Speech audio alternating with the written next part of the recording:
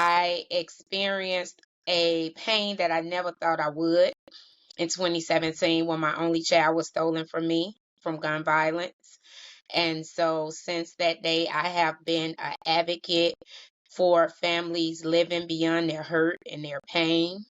Um, I couldn't imagine my life without my son. I often said before this happened that if anything ever happened to him, I would lose my mind. And God didn't let that happen. And so since he didn't let that happen, I made it my mission to put my mind on living, helping Mm. other people live, and just finding out what's my purpose now. Because when BJ came into my Mm. life, he was my purpose, Yeah. Everything I did was When centered around him. And so once he yeah. wasn't physically here anymore, I had to figure out now what do I do with my life? And so Yeah. now I'm learning Yeah. what I do with my life separate from my son. Now, when did that happen? April of When did that happen? 2017. Yeah. April of 2017. How long did it take you, thinking back through that time, for you to realize,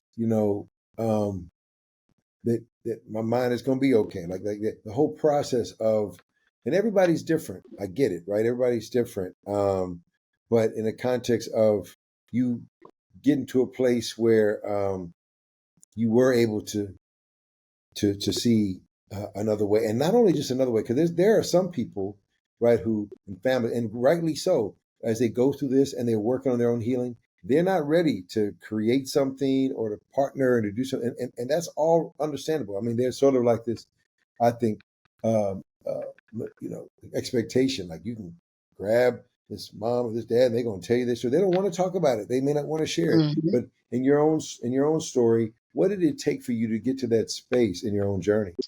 Well, I think because BJ was so much a part of my life and I wasn't ready for him to not be a part of my life, I think I tell my story too much. Because Mm. it's like I can slap that into any conversation. You'd be like, "Hey, you drink the Yeah. ginger ale?" "Yeah, I drink ginger ale all the time. This was me and my son' favorite pop." I found a way to bring him into every Yeah. space because I was not ready to stop being BJ's mom. And so people often Mm-hmm. told me I was different, like way before I even became BJ's mom. I was always so, Mm. you the different one in y'all family. And I didn't know what that meant. Ah. But once I got to Mm. this point in my journey of living without my son, I understood that because as you just mentioned, Mm. a lot of people don't want to turn to living, let alone helping somebody else live after going through something Right. traumatic like this. And it was like Yeah. I went in autopilot. I went in Mm. autopilot after that, just wanting to live, just wanting to comfort my community because after BJ was killed, the very next week, two more gentlemen from the neighborhood was killed. And I instantly wrote a Wow. note of, I'm going to see their parents. I'm going to Wow. help them. And most people was like, no, Mm. you know, you Right. can't. Yeah. There was a service the very next day after my son that I wanted to attend, and my family was like, no, you're not.